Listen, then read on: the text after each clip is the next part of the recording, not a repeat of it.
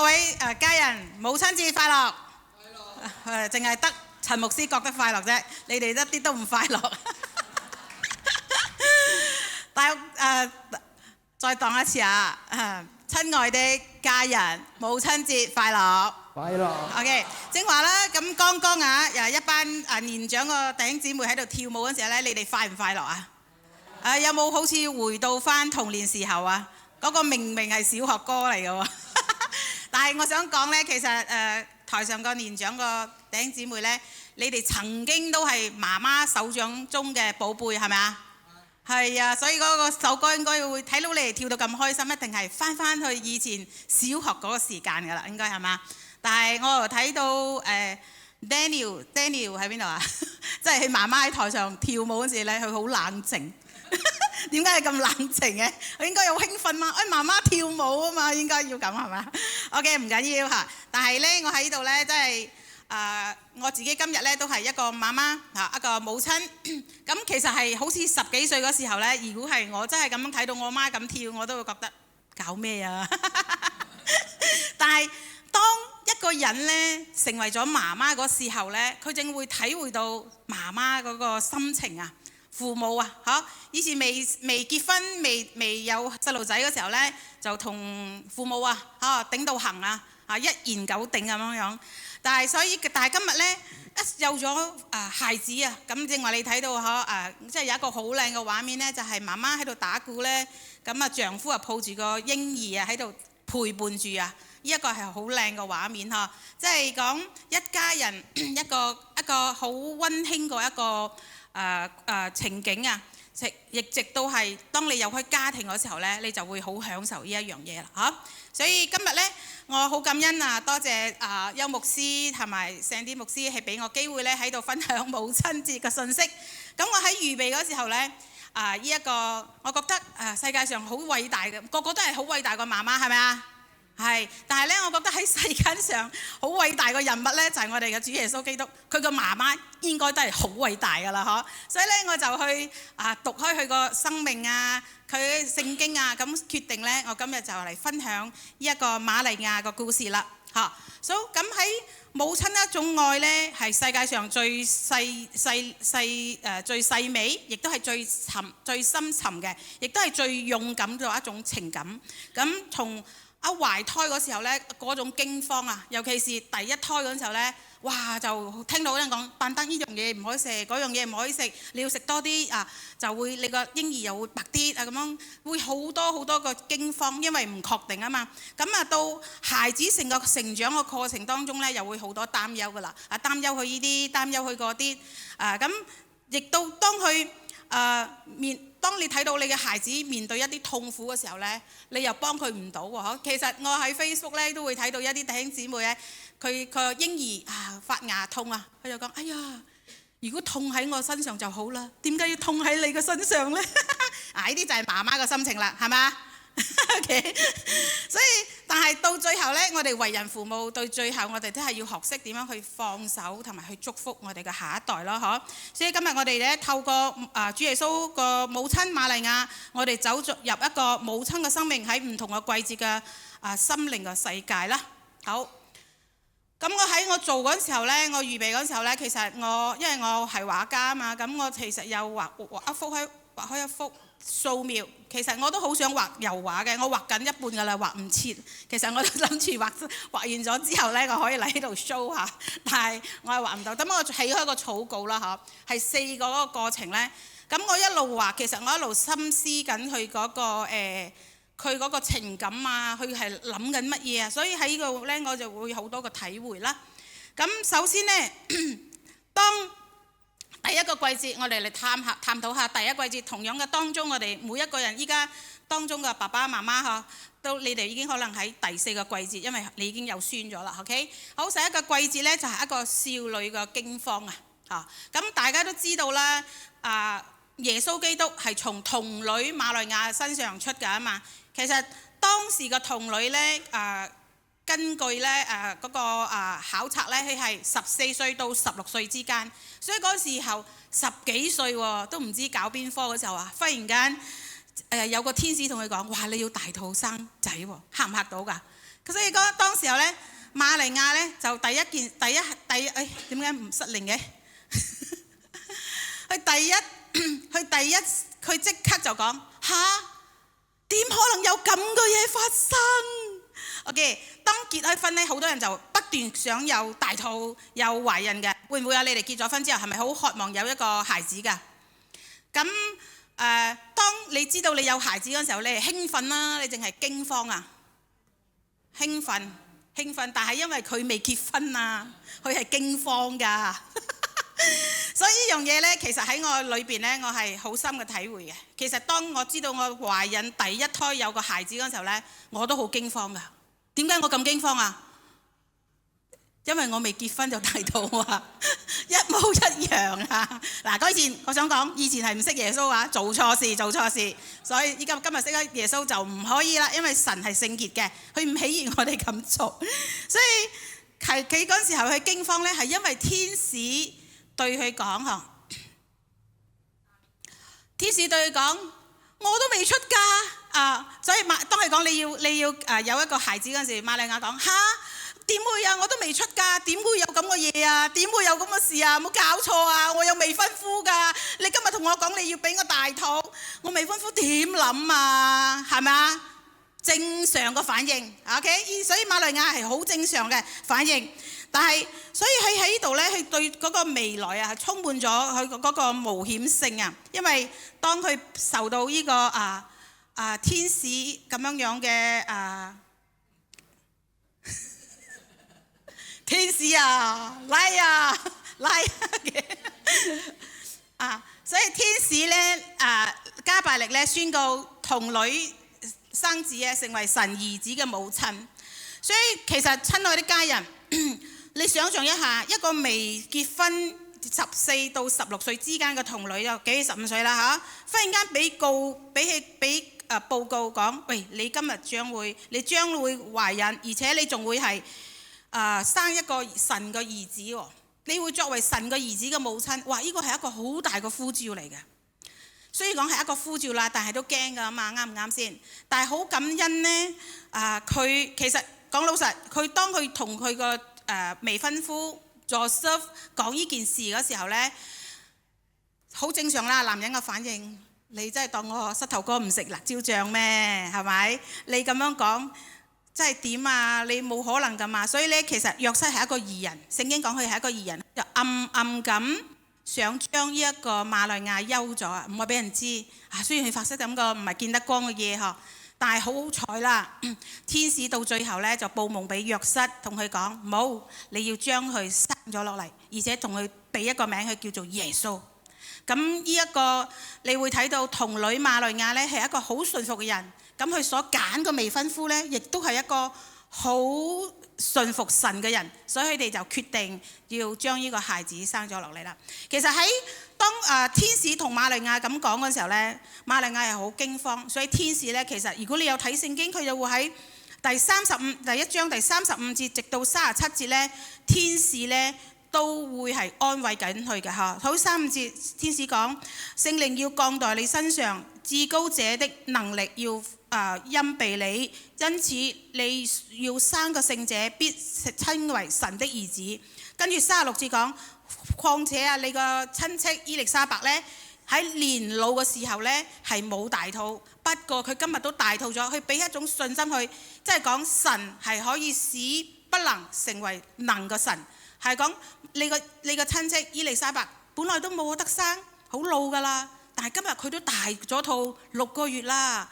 所以呢，你冇驚，所以嗰個天使係咁樣鼓勵佢，因為佢最後講，因為出於神嘅説話呢，係冇一句係唔帶能力嘅所以每一句神嘅説話都係帶能力嘅。所以到最後呢，瑪利亞呢，佢就好願意咁，好順服咁，我係主的使女，情願照你嘅説話成就喺我個身上。所以呢個係一個順服嘅動作啊！睇佢呢個瑪利亞，佢講哇，情願我係主個使女情願照你嘅説話成就喺我身上。我其實講呢一個經文呢，我有好大嘅感觸嘅。其實可能成啲牧師都唔記得咗，係嗰陣時候我懷第5胎呢，我都好驚慌啊，又大肚，因為我有5個細路仔。OK， 我1、2、3係未識耶穌嗰陣時候呢，就帶住3個細路仔認識咗神啦。咁後來識咗神又加多2個，咁我諗住第4個已經係好盡㗎啦，已經。但係點知44歲我又大肚，跟住我打電話俾師母嗬，嗰時係就係師母啦，佢就用瑪利亞個經文嚟鼓勵我。佢講你要好似瑪利亞咁樣去順服神，咁你要反覆思考神嘅説話。咁佢真係用呢個經文同我禱告。講老實，我講我好愛神。咁聖經有講嘛，詩篇127嗰度咧，你所懷個胎咧係佢俾你個產業，係佢俾你個禮物啊！你驚咩啫？做咩會驚啊？我做咩會驚？你覺得我點解會驚啊？因為44歲咩問題？有44歲係因為我冇預備好，因為我講又嚟，我會有一種不知所措，我有啲驚慌，我好驚啊，好懼怕。所以但係記得嘉玲長唔係嗰個思環長老嗰時候同我講：你驚咩啫？你又唔係第一次生，咁又係喎，我又驚咩啫？我唔係第一次生，做乜我好似第一次咁驚慌啊？所以求神赦免下，我哋講對神嘅説話係好順，但係當有嚟到你生命中有挑戰嗰時候呢，可能你就會對神嘅説話動搖噶啦。求神赦免我，幫助我。但係我會睇到，因為一個瑪利亞佢一個順服呢，就成就咗神國嘅大事。所以弟兄姊妹，當我哋願意順服神嗰時候呢，神會透過你成就佢國度個好偉大嘅事蹟嚇。所以今日我哋會睇到瑪利亞從一個驚慌到信靠，瑪利亞已經走出去人生最初一個順服個道路。咁喺呢個順服嘅道路好唔好行啊？其實唔好行噶，佢順服咪蒙福咩？點解唔好行？我想講，當瑪利亞去大肚嗰陣時候呢，一開始大肚成個過程10幾歲嘅妹妹仔嚇，佢一定有經過嗰啲懷孕嗰啲孕吐啊、孕吐啊，可能有唔舒服啊、冇胃口啊、依度嗰度啊，孭住一個幾公斤個喺前邊咧，係好辛苦。而且當要差唔多要生嗰一時候咧，忽然間佢個丈夫約瑟個家鄉大衛城嗰度講：你哋要翻嚟上報名上冊即係講要 register 咗你哋名，要翻馬力甘邦。所以當佢哋就翻去個甘邦嘅時候咧，你睇下神令到佢大肚，成個過程咧，佢仲要租車勞頓咁翻到去嗰個從加利利個拿撒勒城去翻到去大衛城個伯利恆。佢個成個過程我 Google search 咗100幾個 km 啊！我琴日問 Danny 話：如果130 km 到即係 PJ 係去到邊度啊？135個 km 就係到邊度啊？如果喺度 PJ 去行路嗰陣時咧，佢哋係坐馬又好，坐驢子又好，但係嗰啲路唔係平路嚟㗎，蹬下。你 imagine 一個大肚婆坐喺個驢子上或者係馬上咧，蹬下，辛唔辛苦啊？因為佢差唔多去生啦嘛。點知一翻到去咧，去到嗰個地方咧，諗住投靠客棧又滿咗。哎呀，佢真係冇事先預備下，好似依家好多人北京咗嗰啲生完咗之後就去邊度啊 luxury 嘅月產中心10幾20千咯。OK， 但係冇得揀，佢有錢都冇得揀。OK， 所以去嗰度咧，咁最後佢喺邊度生咧？就喺馬房裏邊生啦。咁佢喺馬房裏邊生嗰時候咧，一定係衞生環境係好差嘅咯，一定好臭嘅咯，係。但係我想講，哇！嗰時我睇到呢度，哇！耶穌咪神啊，佢咪照住你個旨意做嘅咩？而且仲要生一個君王，點解唔會令到佢凡事都亨通嘅咩？咁呢個係你個旨意嚟㗎嘛？點解你個旨意唔係令到我哋好順利好舒適嘅？原來唔係喎，就好似摩西10誡要帶以色列人出嗰個埃及嗰時候，都係多災多難10個災啊！所以喺呢度呢，我會睇到呢個順服呢，真係要付上一種代價，同埋一種嘅委身，同埋對神嗰一種嘅信心嚇。因為神咁樣講，佢就咁樣去跟嗰時候呢。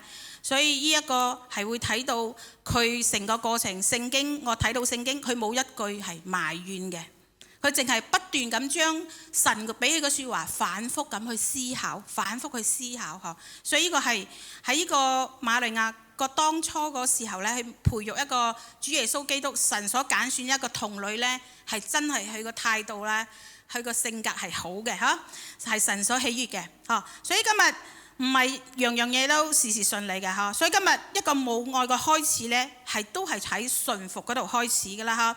即使係驚啊，或者係你未同預備好呢，你都會為開將來呢一個生命嚟敞開你自己嚇。所以到最後呢，佢生完咗耶穌啦嚇，差唔多2歲咁樣啊，佢又要逃亡咯喎，因為希律王要嚟殺所有2歲以下嘅孩子，佢又逃亡啦。所以成個過程啊，係唔係一帆風順㗎？所以今日我哋跟隨神嘅道路呢，我哋跟隨講神係神嘅旨意，好多時候可能你去做嗰陣時候，你唔係你想象中咁順利，但係如果係來自於神嘅呢，佢一定有方法幫你搞掂嘅。阿們。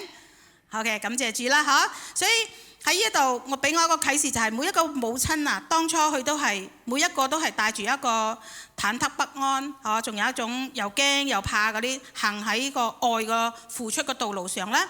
所以神啊，看中過我哋嘅唔係我哋有幾 perfect， 唔係有幾完美，而係我哋願意喺害怕當中仍然對呢一位神嘅信靠同順服啦嚇。所以我哋再睇第二個季節，瑪利亞係點樣啊？呢個瑪利亞當一個憂慮啦，媽媽孩子成長嘅憂慮啦，OK。所以當瑪利亞係咁樣做嘅，即係喺佢哋每一年咧都會上耶路撒冷去敬拜嘅喎，係每一年嚇。所以佢哋都會同樣嘅帶住耶穌嗰時，耶穌都12歲啦，去到耶路撒冷，咁咧喺嗰度咧去到做開按開成為一個成人禮啊。所以喺佢哋嘅概念當中咧，耶穌12歲就開始屬於係成人啦。咁到時候咧，佢哋就忽然間耶穌，佢哋就呢對夫妻啦，又有少少大意啦，都好似我哋一般人咁樣粗心大意啊。有時候都係忽略咗啲嘢嘅。OK， 當佢哋行開1日係咪？翻差唔多要行開一日之後，先發覺個仔唔見咗，大鑊冇？1日之後先發覺個仔唔見咗。點解會咁樣嘅呢？因為原來呢，佢哋一大班人去上嗰個耶路撒冷朝聖嗰時候啊，係幾千幾萬人㗎。所以呢，佢哋個次序係咁樣嘅。女人孩子行前邊，男人成人行後邊，做一個保護。咁喺嗰個概念呢，嗰個瑪利亞覺得，耶穌成年應該跟住爸爸啦。咁爸爸就諗住以為啊，又係一個以為啊，好大鑊。佢以為咧耶穌係應該仲係細路仔，係跟喺媽媽前邊，所以兩公婆冇溝通，直到夜晚，哎呀，阿仔去咗邊度啊？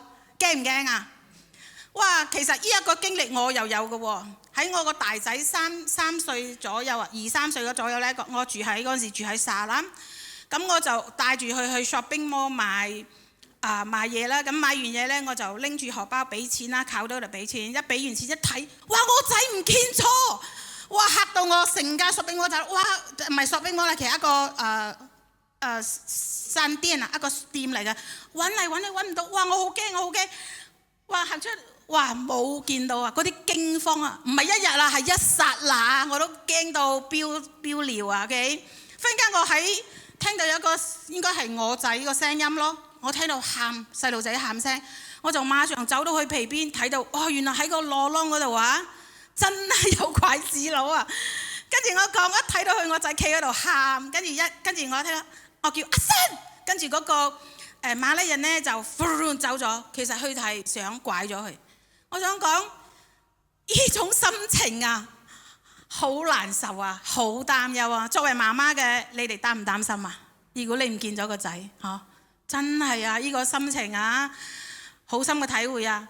所以你知唔知當佢哋呢度我哋唔見一剎那，我哋都咁驚。其實呢，當呢一對夫妻約瑟同瑪利亞唔見咗個仔嘅時候，係一日之後發現唔見，但係佢用咗幾耐時間揾啦？3日3夜啊，大佬，3日3夜，我會癲啊！癲唔癲啊？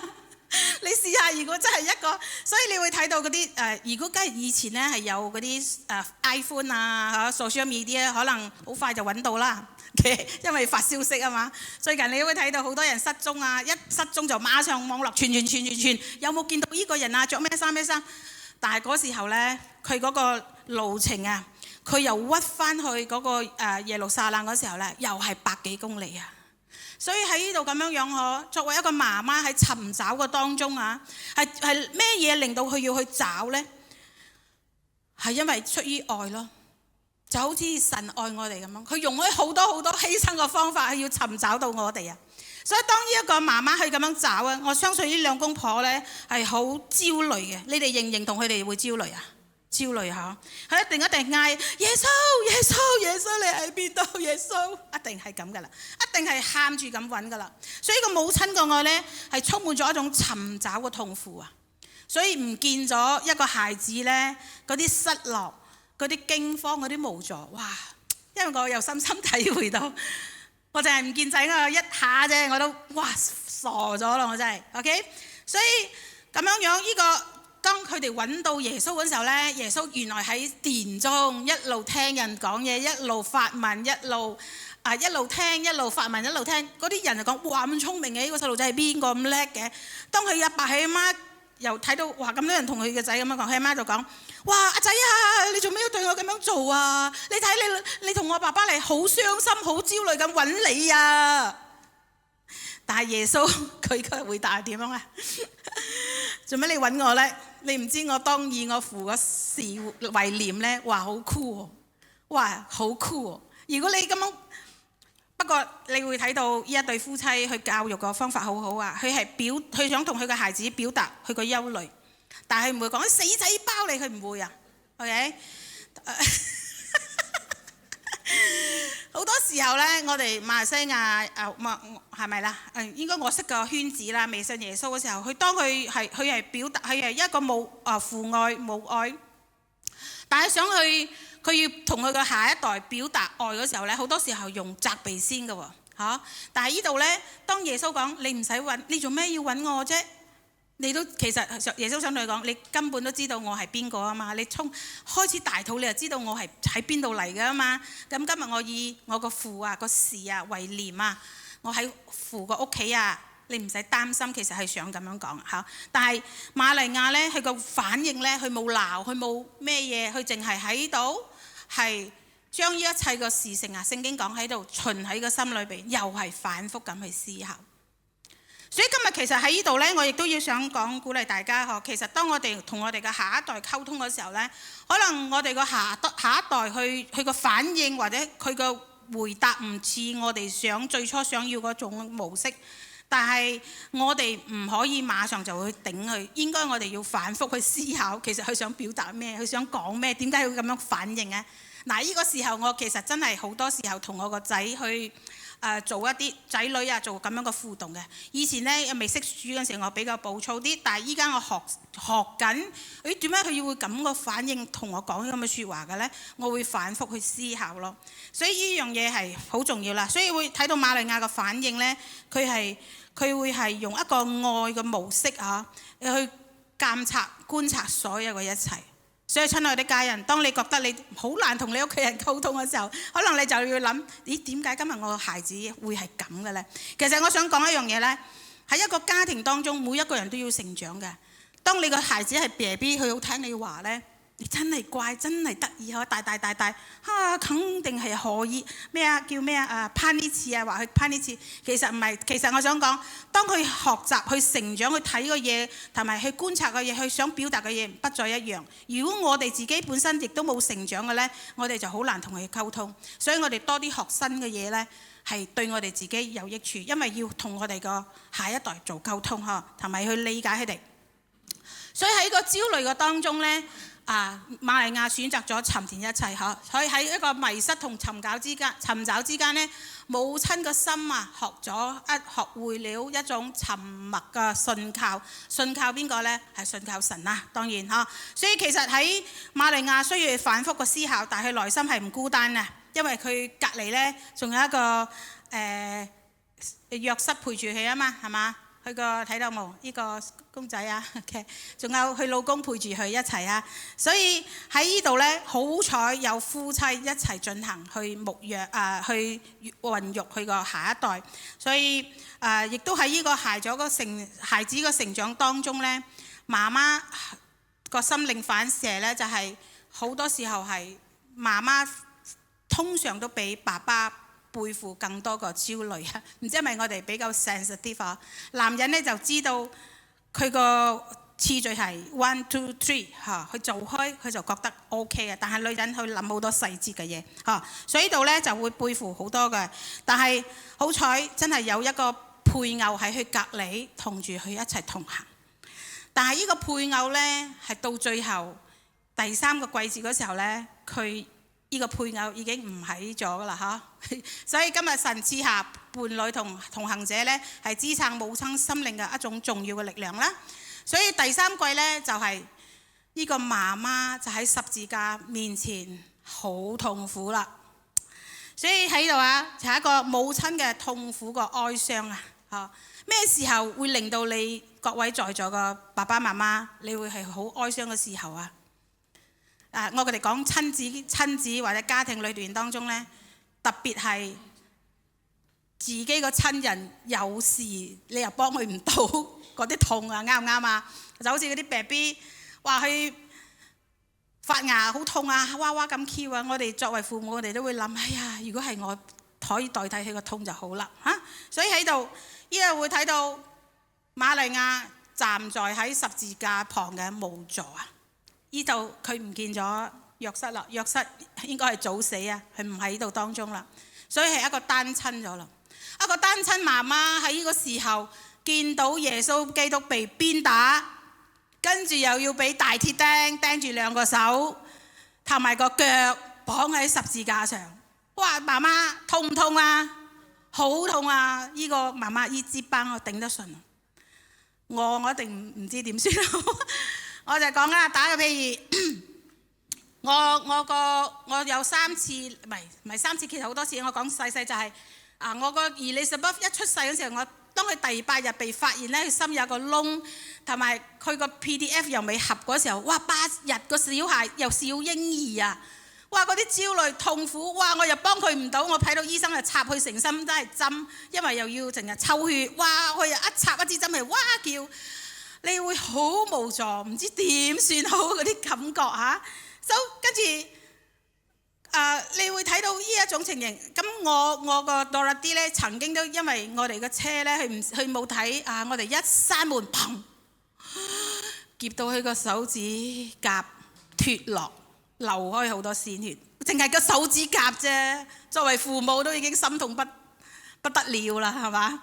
哇，好痛啊！跟住慢慢變黑，哇！你真係嗰啲焦慮嚇。我大女都係一樣，玩下，嘣一衝去個壁，頭破血流，又要去縫針。呢樣嘢同 Dorothy 都一樣有喎，淨係咁樣嘅流血。但係今日你睇下瑪利亞呢，佢睇住耶穌基督被釘十字架，佢嗰啲無助，佢嗰啲痛苦係幾咁辛苦啊！所以聖經有記錄呢。瑪利亞咧係佢嗰度聖經講喺約翰福音嘅19章25節講，站在耶穌十字架旁邊嘅有他母親與他母親的姊妹，並格羅巴的妻子瑪利亞同莫大拉的瑪利亞。耶穌的母親站在十字架旁。嗱，呢度有3個瑪利亞。其實聖經有好多瑪利亞，唔好將佢全部炒埋一碟，同一個瑪利亞嗎？唔係。呢度有幾個瑪利亞，麥太拉嘅瑪利亞係被鬼附嗰個嘅，所以其實呢個我亦都查下咩格羅巴的妻子，亦瑪利亞其實都係耶穌嘅門徒之一啦嚇。所以今日瑪利亞站喺十字架前，去睇住自己嘅愛子啊受死啊，血一滴滴咁流啊，呢一次呢，佢身邊係冇老公喺隔離咗，一班姊妹啫。OK， 佢淨係做咩？有淚水啦，好熱烈嘅太陽啦，可能仲要吹住啲令到佢好難頂嗰啲寒風啦。佢呢個時候孤唔孤獨啊？孤單嘛？孤單嗬。其實呢啲痛苦哀傷呢，好多時候我哋為人父母嗰時候呢都會有嘅。特別當你養大開你嘅孩子呢，去出去服侍啊、做工啊、忙啊、冇返屋企啊，有冇覺得lonely啊？有少少失落啊嚇！就當佢有開另外一半嗰時候呢，即係講佢有開男朋友、女朋友嗰時候呢，你要講嚇，我從細養到你咁大，都10幾年啦，你識嗰個正話1年幾嘅啫，我竟然比唔上個1年幾嘅男女朋友，有少少失落感啊嘅。你想象啦，耶穌未釘十字架之前呢，佢30歲嗰陣時候呢，佢出嚟就服侍啊嘛。嗰陣時候佢應該都係好少時間陪阿媽噶啦，因為佢要服侍啊，呢度行嗰度行，大把人擁住佢啱啱。所以服侍嘅當中佢都冇帶埋媽媽嘅。但係當一有事呢，同佢嗰班門徒大隻嗰啲門徒走晒啦，去咗邊度啊？有幾多個係喺耶穌十字架前㗎？有幾多個啊？連你自己親兄弟都冇喺啊！即係瑪利亞嗰2個仔呢，即係佢細佬啊，都冇喺十字架前啊，得返約翰一個喺十字架前嘅啫。所以喺呢度啊，你講同勞啊，邊個係同勞到你最後啊？媽媽呢個名詞呢，真係好唔一樣。我參加嗰個媽媽學校嗬，當我嗰個主持人講，你哋企上嚟講一句説話，媽媽，我係一名媽媽。嗰時候講3次啊，忽然間我眼水流啊！媽媽，我係一名媽媽。但係好多時候我哋做啊，好似忽然間一時候有怨氣，就覺得自己係僕人多啲係咪？所以喺呢度呢，你會睇到一個作為媽媽，佢無法。佢要接受一種事實，就係佢無法永遠保護孩子嗰一種極限，所以呢啲痛啊係好難受嘅。所以今日作為一個母親啊，係咪好偉大啊？所以天下的母親都是偉大的 ，OK？ 他懷胎10月，直到現在也不一樣。所以呢種極限咧係好痛啊！所以今日佢個心碎同佢個突破係點？佢站喺嗰度咧，佢無助，但係冇離開啊！佢陪伴住耶穌基督。佢雖然無法拯救啊，但係呢個喺呢度陪伴呢，係母親一種最深嘅痛嚟嘅。OK， 所以佢今日佢喺佢個仔最痛苦嘅時候呢，佢陪住佢個仔，佢可以勇敢嘅跟住呢，係嚟到十字架前啊，係睇住個仔點樣受刑啊。然後呢，佢掛喺木頭上呢，你諗啦，耶穌基督好痛，佢身體好痛。但係媽媽個心痛唔痛啊？媽媽個心一樣咁痛啊！所以當你知道佢要被釘，哇嗰啲痛。其實喺上個月呢，我就帶住我南區一班兒童同埋幾個家長呢去探一個監獄喺馬六甲100幾年嘅歷史啊。咁啊嗰個管理人呢就同我哋講解，咁啊講到死刑嗰間房嘅時候呢。佢講其實死刑嗰間房咧，呢一度到呢一度係3-4尺個距離嘅啫。但係嗰個死囚咧，知道佢將會死嗰時候啊，佢係冇晒力咗嘅，因為知道要跳咗冇晒力咗啊。所以嗰啲馬達咧，嗰啲警察咧會將佢一拖一到嗰度咧，一吊上去咧，5到10秒即刻斷氣啊！因為佢都知道佢好驚，亦都好有人道啦，唔係俾佢痛苦得咁耐，10秒裏邊就要斷氣。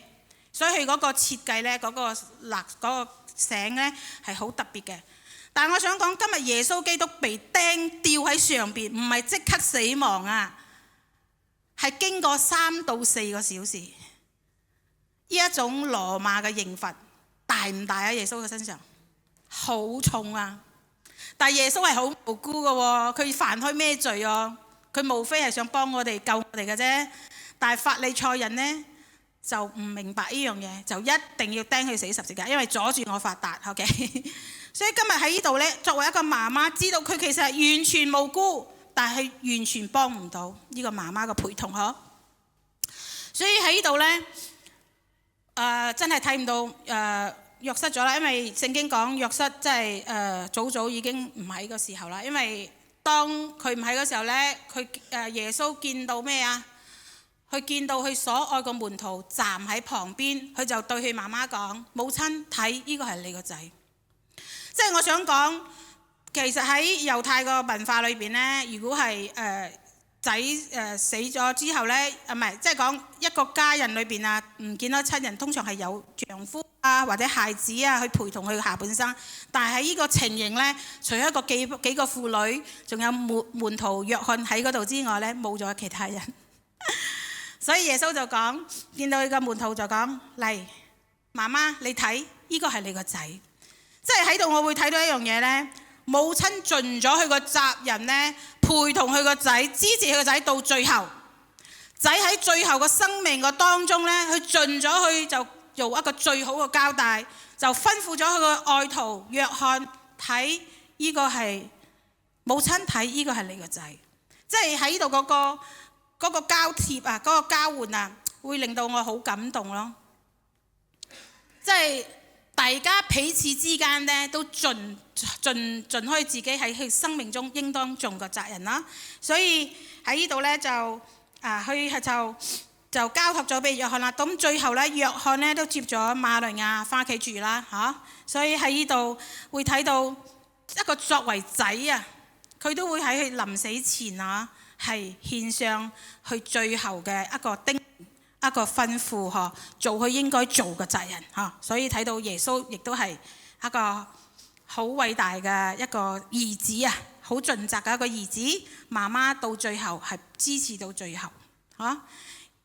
OK， 好啦，所以喺十字架上聽見耶穌託付，耶穌就對佢講：睇你個仔嚟㗎，你個仔以後呢，你就叫約翰係你個仔啦。佢俾佢一種轉移嘅焦點。OK， 好。後來呢，第四季到最後一個季節嘅咯，就係咩呢？瑪利亞就喺我哋嘅當中一齊禱告咗噶啦。OK， 好，到最後呢，佢自由同釋放咗啊，因為後來耶穌喺3日後復活啊嘛。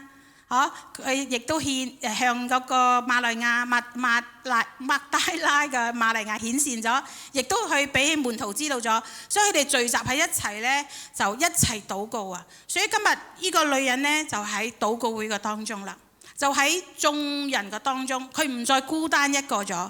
呢個媽媽佢決定放開之後呢，所以當復活開嘅耶穌升咗天呢，瑪利亞冇停留喺佢過去嘅傷悲。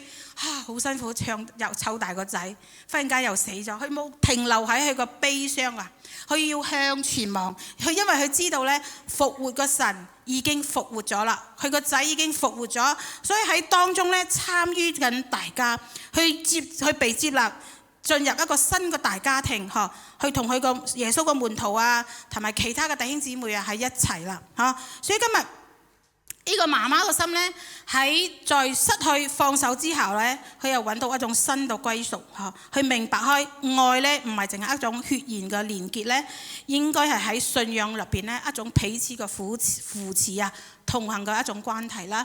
所以你睇呢度唔係我自己作故事㗎嚇，喺使徒行傳1章14節講，這些人啊，即係一齊禱告嘅人呢，這些人同着幾個婦人和耶穌的母親瑪利亞並耶穌嘅弟兄都同心合意咁行卻禱告，對不起，廣東話嘅懇切禱告嚇。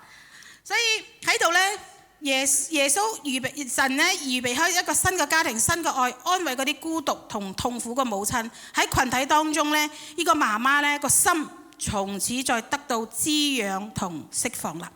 所以親愛嘅母親們，無論我哋今日係經歷緊乜嘢嘅狀況啦，我哋應都要放低，係咪要相信與我們同在嘅神呢，一直都係與我哋同在嘅，佢一定會牽住我哋嘅手。所以我哋喺度會理解呢個媽媽從驚慌、擔憂、哀傷到自由，成個過程容唔容易啊？唔容易，但係亦都有好似我哋嘅生命咁當中。以前我哋嚟到教會係好哀傷，亦都為咗好多事去擔心跟住或者好驚慌。但係到最後，因為你接受開神嗰時候呢，你係自由釋放嘅。OK， 跟住你會睇到呢，到最後呢，呢個瑪利亞個身份呢，佢有一種新嘅身份。就好似今日我哋有一個新嘅身份係咩啊？神嘅兒女嘅身份佢不再是耶穌嘅母親啦，佢已經成為咗禱告中嘅門徒，一同見證教會個誕生咯。所以個瑪利亞呢，佢其實當佢一大肚嗰陣時候呢，係喺路加福音第1章嗰度真係有講，我的心啊，尊主為大，我要以神我的救主為樂。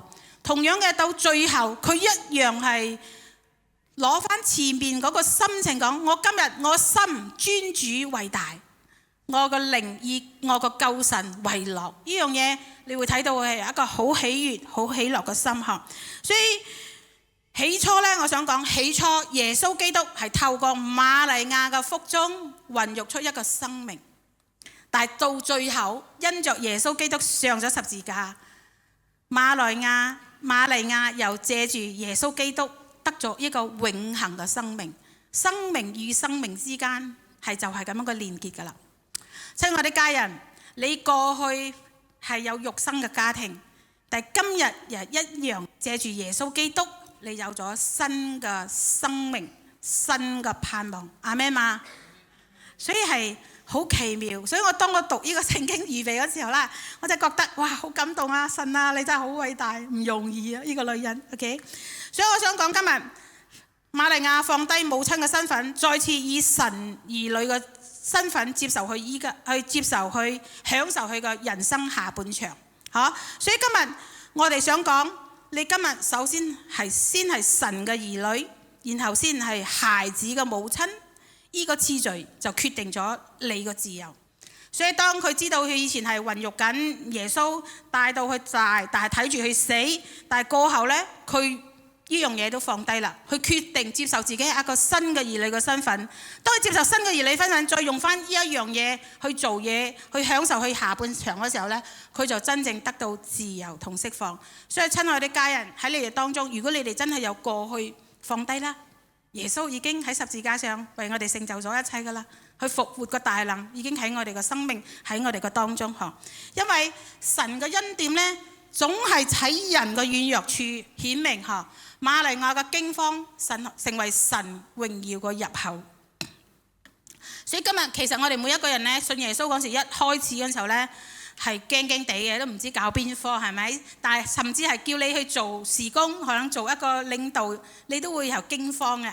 但係當你願意去順服做嗰陣時候呢，你會睇到神會透過你嘅生命成為一個榮耀嘅入口啦。OK， 出口啦。OK， 好。今日有時呢，愛係一種牽掛，有時呢，愛係流淚嘅。但係有時呢，愛可能係好孤獨，令你覺得。但係有時呢，愛係重新伸出你嘅手，擁抱新嘅生命一個旅程。所以親愛的家人，如果你有孩子喺你嘅手中，將佢交俾耶穌，你就要開始去尋找你自己嘅興趣，你個命定嚇。你冇講我七老八老仲有咩命定？有㗎，我同你講，呢個瑪利亞都有啦，人人都有一個命定啊嘛，係嘛？所以呢，去參加啲興趣班又好，多啲嚟教會禱告又好，參與生命見證又好，探訪又好，都係一個榮耀嘅一個出口嚟嘅。OK， 所以今日我哋係擁抱新嘅生命。好，我請敬拜團上嚟，我哋唱一首歌嚟回應神。喺度我想講大家。瑪利亞嘅4季情感就從驚慌到自由呢，喺度最後呢，祝福呢度所有嘅母親家人們，母親節快樂。當大海翻騰，波濤洶湧，我與你展翅，暴風上空，扶你人走往在洪水中，我要安靜，知你